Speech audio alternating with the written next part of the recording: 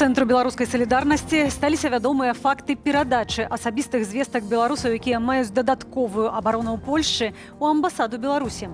Інфармацыю перадалі польскія дзяржаўныя органы. Інцыдэнт трывожны, бо ён парушае бяспеку тых, хто застаецца пад міжнароднай абаронай, кажуць у ЦБС. Пры гэтым адзначаюць, што сістэмнага характару выцекі інфармацыі не мелі. Вітаю, шаноўнае спадарства, у эфіры «Аб'ектыў», Анастасія Русецкая, і сёння ў выданні.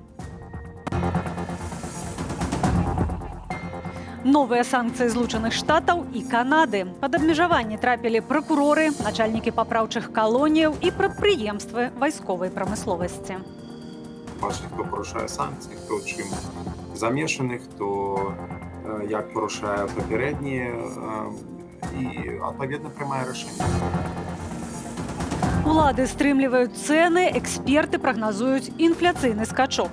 З якімі паказнікамі прыйдзем у выбарчы 2025? Беларусь уже давно не мае аб'ектыўнага паказчыка інфляцыя. Тое, што мы маем, гэта як палітычныя бюлетэні, а колькі трэба. Забароненыя ў Беларусі, але дасяжныя беларускім добраахвотнікам. Беларусы цягам сотняў сабралі грошы на 100 дронаў для палка Каліноўскага. Будуць у палка дроны, будзе перамога. Будзе перамога, будзе Беларусь. Канада абвесціла пра новыя санкцыі супраць рэжыму Лукашэнкі. Гэта адбылося ў часе візіту ў гэтую краіну Святланы Ціханаўскай. Яна прасіла прэм'ер-міністра Жустана Трудо закрыць шчыліны ў санкцыях. Новыя абмежаванні ўвялі і Злучаныя Штаты Амерыкі. Каго датычаць санкцыі і на што могуць паўплываць, разбіралася Ірына Дарафійчук. Тузін кампаніяў і 3 дзесяткі асобаў. Злучаныя Штаты і Канада ўвялі новыя пакеты санкцыяў супраць афіцыйнага Менску. Нам надо забыть про санкции и прочие западные страшилки. Они, конечно, есть, но их надо забыть. Пад санкцыі Міністэрства фінансаў Злучаных Штатаў трапілі 6 беларускіх дзяржаўных прадпрыемстваў. Гэта кампанія «Станка Гомель», што супрацоўнічае з шэрагам расійскіх, у тым ліку вайсковых канцэрнаў. Таксама ў спісе часткі холдынгаў «Агат» і геаінфармацыйныя сістэмы, звязаныя з вайсковаю прамысловасцю, у тым ліку расійскую. Замежныя ж арганізацыі і фізічныя асобы, залучаныя ў спіс, удзельнікі глобальнай сеткі гандлю зброяй, якая вядзе бізнес з лукашэнкаўскім рэжымам. Злучаныя Штаты скарысталіся, між іншага, інфармацыяй ад дэмакратычных сілаў, падкрэслівае Павел Латушка.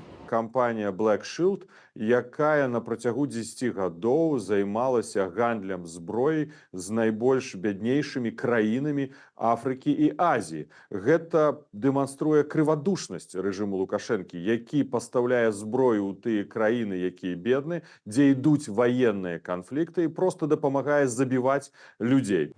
У санкцыйным спісе Канады 21 асоба, датычная да рэпрэсіяў у Беларусі пасля 2020 года. Сярод 9 суддзяў, да прыкладу, Святлана Бандарэнка з Менску, якая вынесла больш за 100 палітычна матываваных рашэнняў. У тым ліку завочныя выракі лідарам Беларускага фонду спартовай салідарнасці Александры Герасімені і Александру Апейкіну. Або Валянціна Зянкевіч. Прыжывае ў сталіцы, працуе ў Менскім гарадскім судзе. Самым гучным працэсам Зянкевіч была справа супраць Тутбай. Менавіта яна прысудзіла Людміле Чэкінай і Марыне Золатавай па 12 гадоў калоніі. Таксама ў канадскім спісе 7 начальнікаў калоніяў. Сярод іншых гэта Андрэй Пальчык і Руслан Машадзіеў. Былы і цяперашні кіраўнікі сумна вядомай калоніі ў Новаполацку, дзе катуюць Віктара Бабарыку, і застаюцца больш за 100 палітзняволеных. Александр Карніенка, былы кіраўнік Шклоўскай калоніі, у якой памёр Вітольд Ашурак, таксама ў спісе. Гэта бюрократычная працэдура, якая мае таксама даволі сімвалічны вынік, што беларускае пытанне застаецца на павесткі дня, што Захад, хоць гэта і сімвалічна, але аказвае ціск на рэжым.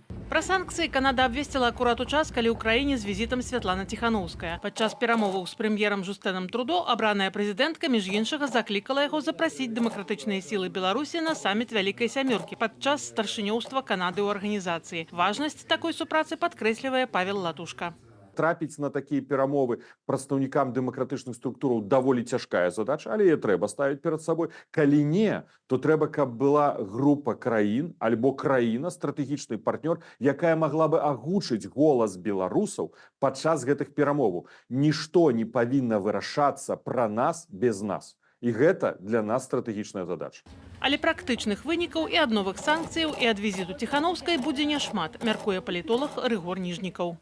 Прыязджаць з ідэямі, а не проста, каб беларускае пытанне заставалася на повестке дня. І для мяне гэта, я б сказаў, галоўнае пытанне, як ісці да гэтага. І таму што на захадзе мы не бачым ніякіх памкненняў і ніякіх ідэй, і захад заняты іншымі сваімі ўнутранымі справамі і, канешне, пытаннем Украіны. Тым часам украінскі консул наведаў гомельскую жаночую калонію, дзе азнаёміўся з умовамі, у якіх трымаюць асуджаных грамадзянак Украіны. У гэтай калоніі прынамсі паўсотні палітзняволеных беларусак, сярод якіх Марыя Калеснікава, Марфа Рабкова, Кацярына Андрэева ды іншыя. Ірына Дарафейчук, Белсат. Я рассчитываю на то, что я буду сегодня уже дома. 51 год споўніўся Анджею Пачобуту, журналісту, гісторыку, даследніку, аднаму з лідараў польскай меншасці ў Беларусі. Гэты дзень нараджэння ён ізноў сустракае за кратамі. У 2021 годзе яго затрымалі, а летась прысудзілі 8 гадоў зняволення нібыта за шкоду нацыянальнай бяспецы Беларусі і распальванне варожасці. Марына Яновіч. З 26 лютага няма звестак ад гарадзенскага гісторыка, журналіста і польскага актывіста Анджея Пачобута. Вядома толькі, што 28 лютага палітычны вязень меўся выйсці з гэтак званага памяшкання крытага тыпу, практычна ўнутранай турмы ў калоніі. Асноўным закідам было тое, што святкаванне Саюза палякаў і ўшанаванне памяці жаўнераў арміі Краёвы ёсць менавіта паводле сённяшніх беларускіх уладаў апраўданнем нацызму. І за гэта ён атрымаў свой прысуд. Гэта абсолютна безглузда, гэта бессэнсоўна.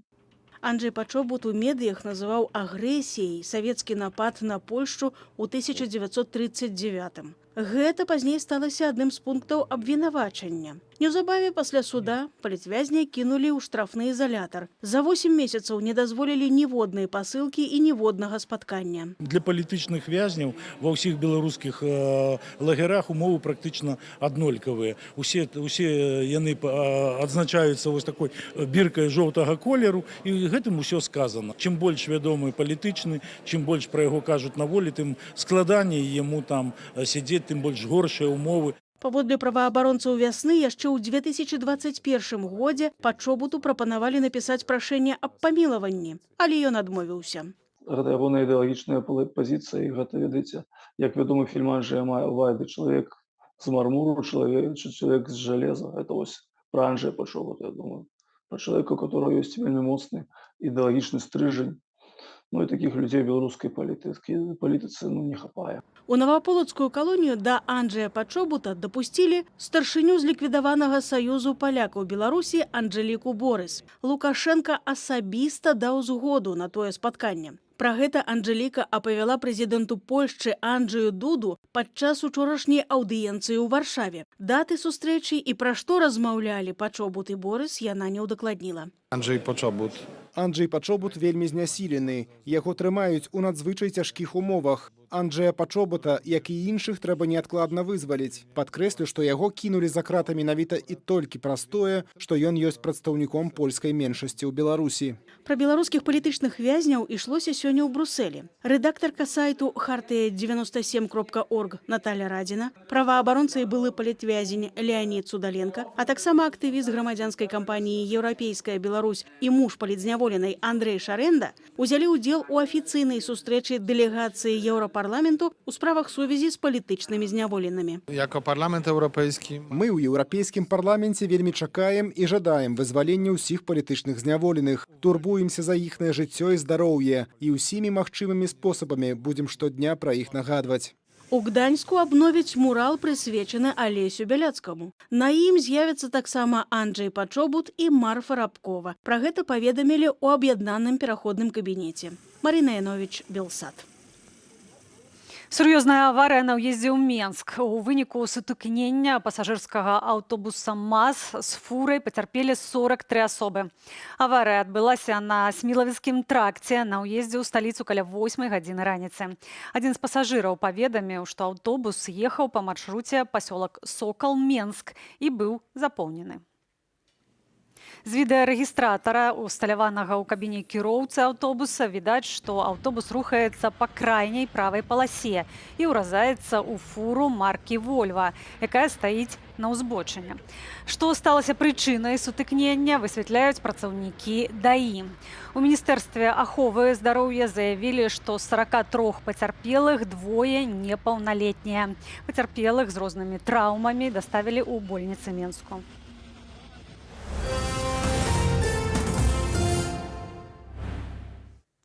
Рост коштаў на тавары і паслугі ў Беларусі можа паскорыцца ў сярэднетэрміновай перспектыве, прагназуе Еўразійскі банк развіцця. Эксперты мяркуюць, што інфляцыйны ціск назапасіўся праз штучнае стрымліванне коштаў дзяржаваю. Іншымі словамі, гэта, як кажа Лукашенка, аперацыі можа прыйсці канец. Пытанне, здарыцца гэта яшчэ да лукашэнкаўскіх выбараў 2025 года ці пасля. Юлія Цяльпук працягне таму. Растуць кошты на камплектныя дэталі і іх дастаўку, выдаткі на зборку аўтамабіля, заробкі персаналу, страхаванне і арэнду салонаў. Але прадаваць новенькі жылі даражэй з улікам росту сабекошту забараняе лукашэнкаўская пастанова 713 аб рэгуляванні коштаў. Пастанова стала такім своеасаблівым інструментам трымання эканомікі за адно месца. І ведаеце, каб заўважыць наступствы такой палітыкі, то варта глядзець менавіта не на гэтае месца, а трошкі вышэй на вочы. Завод «Белджы» напярэдадні паказаў свой боль у лічбах. Летась інфляцыя вырасла больш, чым кошты на іх новыя аўтамабілі, хоць павінна быць наадварот. Падобны перакос пры рэалізацыі харчоў і спажывецкіх тавараў у раздробным і аптовым гандлі. Інфляцыя назапашваецца ўнутры эканомікі, што б'е па вытворцах, а ў выніку ўдарыць і па спажыўцах, якім гэтае стрымліванне коштаў мела дапамагчы. Эканамісты і фінансісты ў краіне мы казалі, што вось рост коштаў, рост выдаткаў, ён непазбежна прывядзе да таго, што проста трэба будзе павышаць гэтыя цэны. Міністр эканомікі заклікаў насельніцтва не слухаць гэтых прагнозаў. Белстат у студзеньскай статыстыцы канстатаваў, колькасць стратных прадпрыемстваў вырасла на 8%. Нарэшце, рызыкоўнасць адміністратыўнага кіравання коштамі прызнаў і сам дыктатар. Господи, не знаю уже, чем закончится эпопея с регулированием цен. Еўразійскі банк развіцця адрэагаваў высноваю. Ва ўмовах дзейнага адміністрацыйнага рэгулявання цэны вельмі абмежавана могуць рэагаваць на рост унутранага попыту, што фармуе інфляцыйны ціск на сярэднятэрміновым гарызонце.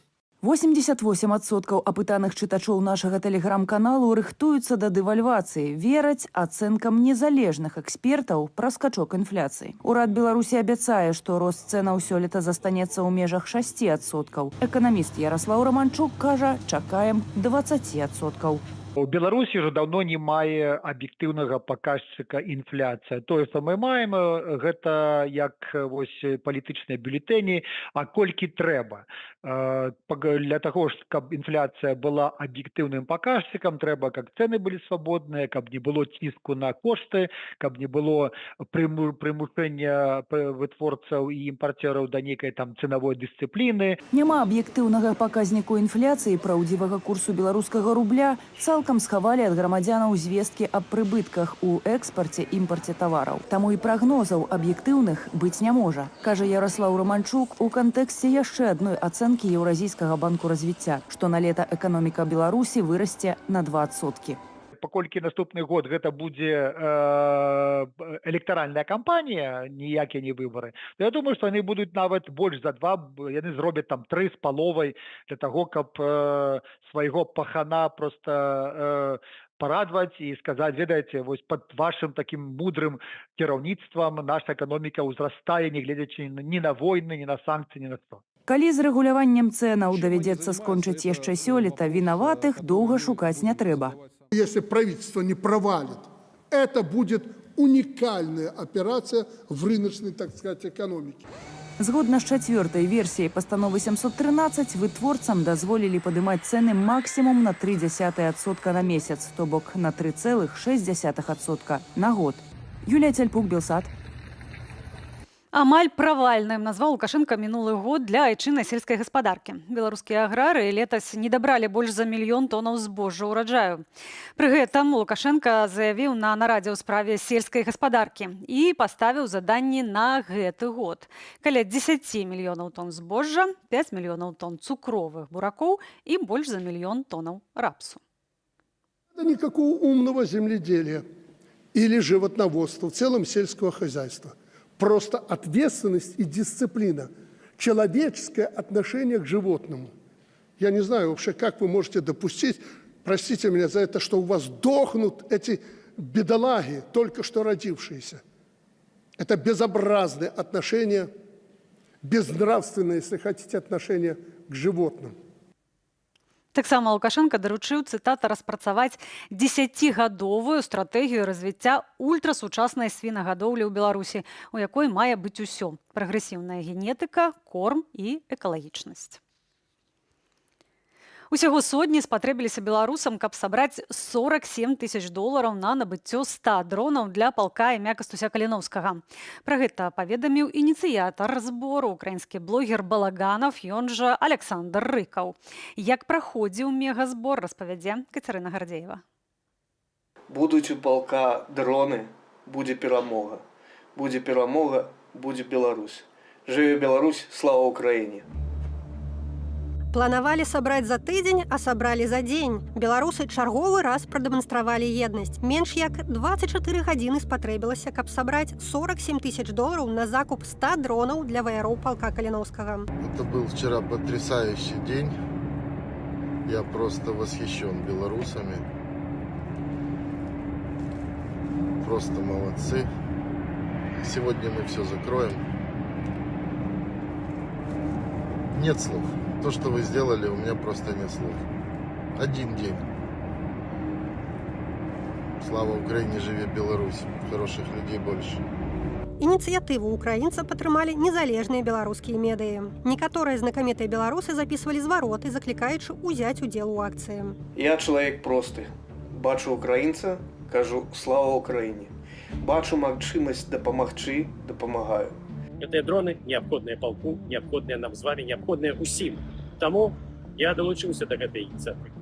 Далучайцеся і вы. Нам трэба праявіць максімальную салідарнасць і ўзаемадзеянне. Дзякую, падтрымайце полк Каліноўскага. За сабраныя грошы нам будуць дроны камікадзе. Звычайна ў якасці такіх выкарыстоўваюцца цывільныя лятучыя беспілотныя апараты мадэлі FPV, якія мадэрнізуюцца пад выкананне баявых заданняў. Такая баявая адзінка можа ўзлетаць на вышыню 6 кіламетраў, рабіць фота ў высокай якасці і трымацца ў паветры каля 30 хвілінаў. Акрамя гэтага, на яе можна ўсталяваць выбуховы ладунак. Це маневрений засіб для... Гэта манеўраная захада, каб знішчаць варожую тэхніку, пачынаючы ад танкаў, заканчваючы банальна аўтамабільным транспартам, а таксама і жывой сілай. Таму менавіта ён і мае такую назву – дрон камікадзе. Ён выкарыстоўваецца адзін раз, і галоўнае, каб тое было вынікова. Головне, щоб це було результативно. Кошт FPV-дрона складае каля 500 долараў. Кожны дзень на баявых задачах ваяры палка Каліноўскага губляюць 10-12 такіх дронаў. На вялікіх аперацыях іх расход павялічваецца да 30 штук за дзень. У сярэднім з 5 дронаў, што запускаюць добраахвотнікі, цэлі дасягаюць толькі 3. По всій лінії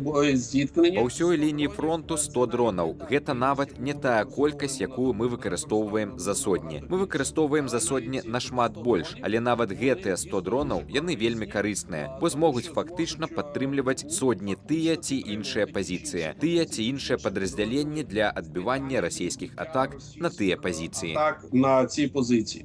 Адначасова са зборам па сацыяльных сетках пракацілася хваля занепакоенасці. Людзей хвалюе, што сабраныя грошы не трапяць у полк і ў выніку асядуць у чужых руках. Таму закуп абяцаюць зрабіць празрыстым. Мы уже общаемся с производителями, у нас будет трехсторонний договор, деньги все будут переведены официально на счет завода. Это будет договор между мной, заводом и военной частью, за которой закреплен полк Каліноўскага. Каліноўцы чакаюць дроны на пазіцыях. Ад імя ваяроў камандзір палка Дзяніс Кіт звярнуўся са словамі ўдзячнасці да тых, хто ўзяў удзел у акцыі. Мы ўдзячны кожнаму і кожнай, хто далучыўся да збора на 100 дронаў палку Каліноўскага.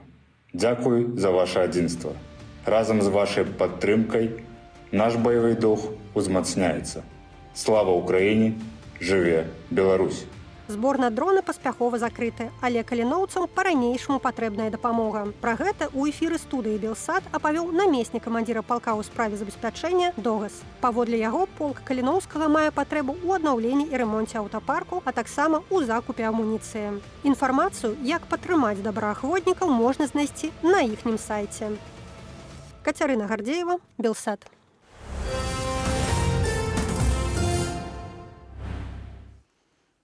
Служба бяспекі ўкраіны знішчыла расійскую радыёлакацыйную станцыю далёкага дзеяння неба у Бранскай вобласці. Яна кантралявала неба на 700 кіламетраў углыб Украіны. Станцыя дапамагала расейцам выяўляць вайсковыя сродкі ЗСУ і падтрымлівала расійскія бамбавікі. Паводле выдання «Украінская праўда», кошт такой устаноўкі $100 мільёнаў. Удалося яе знішчыць пры дапамозе 7 дронаў камікадзе. Тым часам Украіна мае патрэбу ў неадкладнай дапамозе захаду.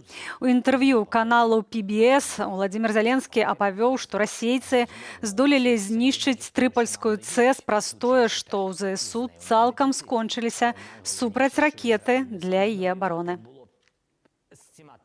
Стугна П за $25.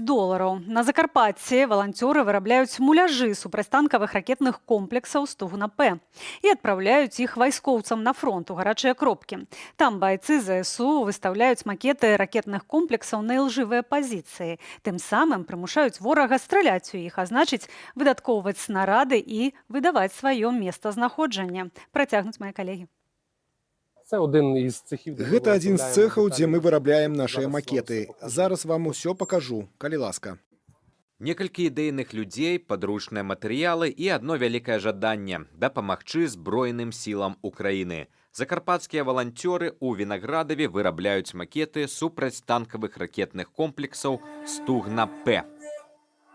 Будучи на Сході, ми побачили, як наші військові намагаються виготовити макет. Ідэя з'явілася ў нас, калі, будучы на фронте, мы пабачылі, як нашыя вайскоўцы спрабуюць вырабіць муляж Стугны П з падручных сродкаў. Мы тады вырашылі, што прыедзем дадому і дапаможам ім у гэтым. Распрацавалі свой макет, узялі максімальна дакладныя памеры, адкарэктавалі з вайскоўцамі і запусцілі ў серыйную вытворчасць. І запустили, можна сказати, в серійне виробництво. Першы макет Стугны каштаваў амаль $76.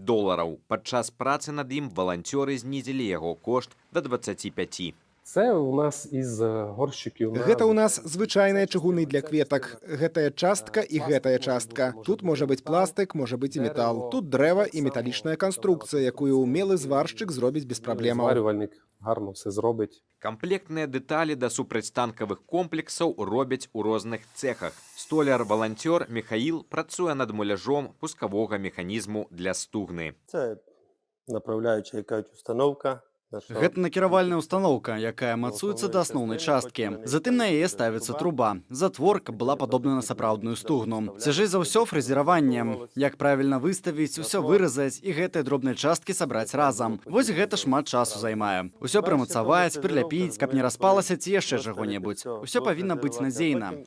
Муляж лёгкі, важыць не больш за 5 кілаграмаў. Яго можна разабраць і сабраць за лічаныя секунды. Все, макет. Усё, макет раскладзены. Да хвіліны часу трэба, каб усё выставіць. Часу потрібно для того, щоб його виставити. Вырабляюць Стугны на запыты вайскоўцаў. Муляжы працуюць на ўсіх участках фронту ад Харкава да Херсону. Колькі такіх макетаў адправілі на перадавую, нават не лічаць. Гавораць больш за 200. Байцы ЗСУ у сваю чаргу удзячныя за дапамогу. Рускі небагато потратили, 20 боєприпасів. Расейцы крыху патрацілі 20 боеприпасаў, але 20 боеприпасаў за штуку баксаў гэта захаванне некалькі жыццяў нашых. Выдаткавалі $20 000 на Стугну, якую зрабілі вашыя валанцёры. Яна афігенная проста. Акрамя Стугнаў валанцёры робяць і муляжы самай папулярнай на фронце гарматы Д-20. Некалькі штук такіх ужо працуюць на пазіцыях і дапамагаюць украінскім вайскоўцам. А яшчэ плануюць запусціць у вытворчасць макеты старлінкаў. Валанцёры кажуць, што з радасцю падзеляцца чарцяжамі муляжоў з іншымі арганізацыямі для таго, каб распачаць масавую вытворчасць дзейнай супраць расійскай арміі муляжнай тэхнікі. Руслан Ігнатовіч, Марыя Качмар, Закарпатская вобласць, Украіна, Белсат. Алімпійскі агонь летніх гульняў 2024 запалаў у старажытнай Алімпіі. На трыумфальнай цырымоніі прысутнічалі прэзідэнтка Грэцыі і кіраўнік міжнароднага алімпійскага камітэту. Рытуал запальвання паходні адбыўся на алтары старажытнагрэцкага храму Геры. Эстафету алімпійскай паходні пачне чэмпіён гульняў 2020 у Токіа у акадэмічным веславанні Стэфанас Дускас. 26 красавіка агонь прыбудзе ў Афіны і адтуль пачне падарожжа па свеце.